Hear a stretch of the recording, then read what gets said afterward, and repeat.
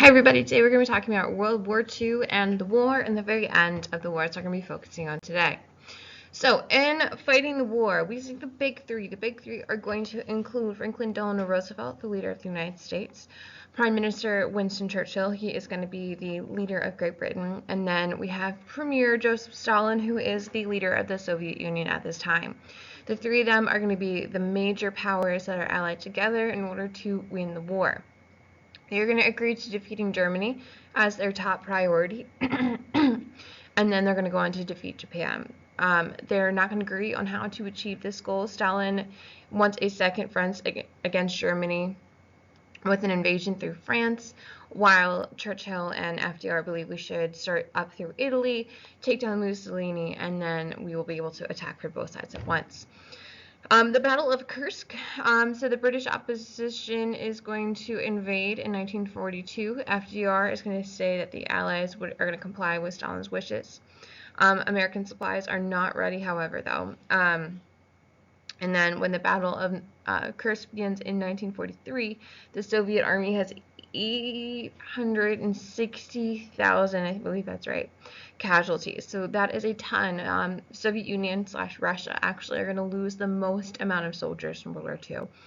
They have the greatest civilian and soldier casualties than any other country, by far. So there's going to be an agreement reached among the big three to open a second front in early 1944. And then during the winter of 1942 to 1943, that's going to be the Battle of Stalingrad, when Germany's going to try to invade. Russia doesn't work out so well for them, though, because it's pretty cold in Russia in the winter, and that works against them. And also, the Russian troops are able to stop Germany from advancing farther into the Soviet Union. They fight a very hard fight, and they turn back around. And that's going to be the last time that Hitler is on the offensive. The war is then going to turn to North Africa and Italy because of the holdings there, and they are going to work their way through up into Rome by June 1944. They continue into northern Italy by May 1945, so they're making advances. D-Day. Okay, so they invade France that has been occupied by Nazi Germany by this point. They invade France on the beaches of Normandy, June 6, 1944. It's going to be led by General Dwight Eisenhower. He's going to later become president. And it's going to be extreme casualty on the beaches of Normandy, but it is going to allow for the troops to make their way into German-occupied France. And then we will go in to liberate Paris by August of 1944. They are going to start bombing in Germany then, in Hamburg and Dresden. This is going to kill, I think the figure is somewhere around 300,000 civilians and soldiers in these two cities. And their cities are just going to be decimated and bombed out, and very bad. The Germans are going to attempt an offensive in Belgium, the Battle of the Bulge, during the winter of 1944. It's going to fail terribly. And then the U.S. and British and Russian troops are going to make their way into Germany as Hitler sees things coming apart. He will commit suicide April 30th, 1945, and then they will surrender on May 7th. So as the Allied troops are advancing their way first through German-occupied Poland and then into Germany, they discover the Holocaust. Now, keep in mind, there's good evidence to suggest that we knew what was going on to a certain degree. We didn't know the extent to which it was going on because we saw an increase of Jewish Europeans who were trying to make their way into America for immigration standards starting like the late 1920s, early 1930s. And then we have aerial pictures of the concentration camps. We didn't know what exactly was happening. So as they are marching through, they're opening up the concentration and death camps that were established by the Germans that were trying to create a pure Aryan race, and about 6 million Jews are going to be murdered in a genocide by the Germans in World War II, and about 6 million Poles, Slavs, Gypsies, homosexuals, and other undesirables deemed by Hitler. So these are going to be individuals that have mental illnesses or disabilities, things like that. Um, these images are going to shock the world. They have never seen anything like this before. Systematic genocide on this widespread scale. Very terrifying to many people of just like how systematic and like efficient the whole thing was. So these images are going to shock the world. And widespread anti-Semitism had kept the Jews from being able to immigrate during the war years. But after World War II, about 21,000, somewhere around there, Jewish Europeans will then enter into the United States after World War II. And the Holocaust is like kind of talked about after it happens, but it's not really until about like, I would say like the 1980s, the 1990s, that the dialogue really starts to open up, and people who have survived the Holocaust are more open to talking about what had happened. This is an image of storming the beaches in Normandy. So the soldiers would be onto the ships like this, and they would wait to come up to the shore. It would the bay would come down, and they would run onto shore and attack from there. And you can kind of see these structures out on the beach the Germans had put out there to stop from ships being able to come up all the way on the beach. And we'd actually made like a whole inflatable army on another point of the English coast to try to fool the German army thinking that we were going to attack into a different location than we were. Cool. Okay, so this shows you the different battles, different movements. So like I said, Soviet Union is going to be moving in through the east. Thinking about which direction they're attacking. They're attacking from their west, but they're attacking into Eastern Europe and going through Poland. And then our other set of troops are going to be going up through Italy and then over onto the beaches of Normandy. And then they'll all meet up into Germany, and such beautiful stuff. Okay, the war in the Pacific. So through May 1942, the U.S. Navy is not doing so well because they are going to be crippled at Pearl Harbor. They're going to have to surrender the Philippines, and they have what's known as the Bataan Death March. The people who were stationed at the Philippines then are going to be forced to march and become prisoners of war. It's a terrible event, and it shows just how brutal the Japanese are in not really maintaining the Geneva Accords of how you treat other soldiers and prisoners of war and things of that nature. The Bataan Death March is going to kill about 10,000 Americans just in that one event. And you're going to see a lot of American POWs are not going to be treated well by the Japanese. The Battle of Coral Sea and the Battle of Midway are going to be victories of us taking over certain islands, certain areas. And these victories are going to come in sight of a very terrible death toll that is happening at Iwo Jima and Okinawa for our troops. So on the one hand, we are making strides, we're having victories, but we also have a very increasing death toll. So you're going to see that backlash as well.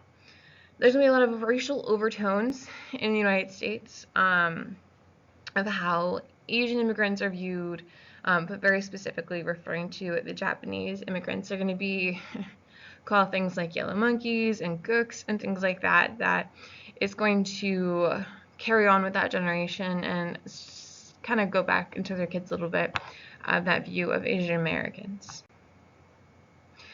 This shows you the battles. Like I said, Midway is over here.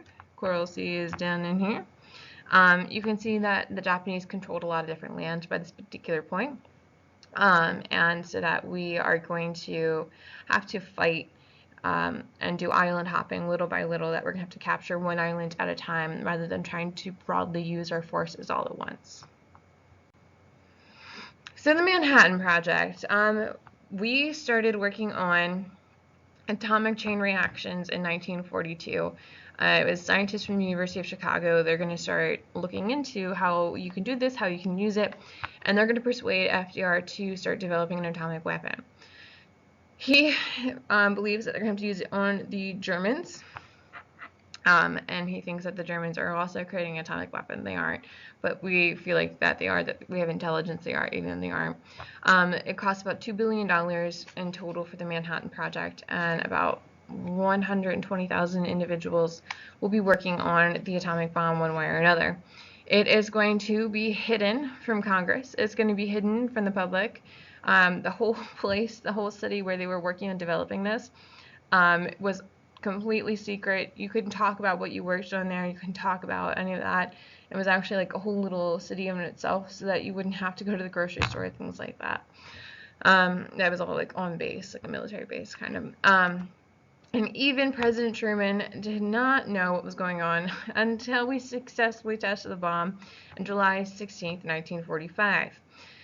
So FDR will die, and Truman will take over, and we'll talk about this more in class, but Truman decided to use the bomb on Hiroshima and Nagasaki August 6th and August 9th. We had issued a surrender to, no, we weren't going to surrender, like, to Japan. We said, hey, surrender or things are going to get really bad, and the Japanese were like, we'll see.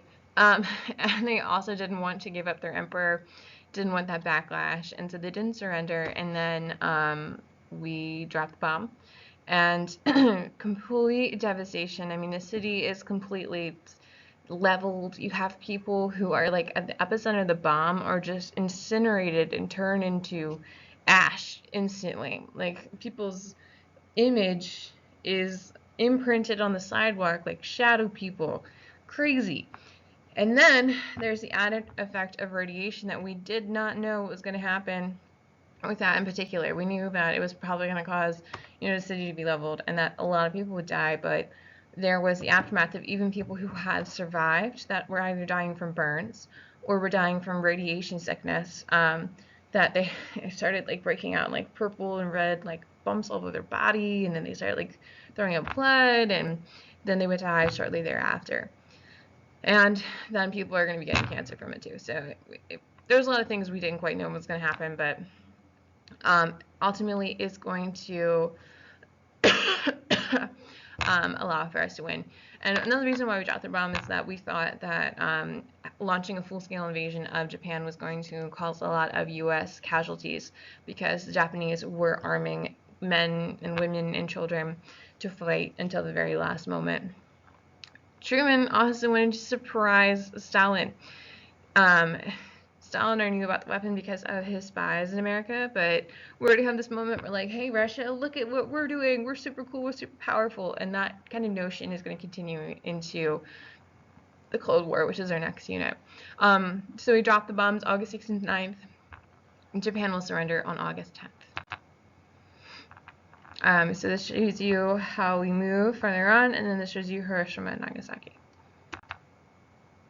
This is the Conference of Yalta. So here's our big three. Here's Winston Churchill, here's FDR, and then here is Stalin. And the conferences, I think I did include that in here. You have Conference of Yalta in there. That's just agreeing on, they are going to focus on Germany first. Conference of Potsdam, that is going to be agreeing to have Japan surrender unconditionally. And otherwise, or else we're going to drop this huge bomb. Okay, human casualties.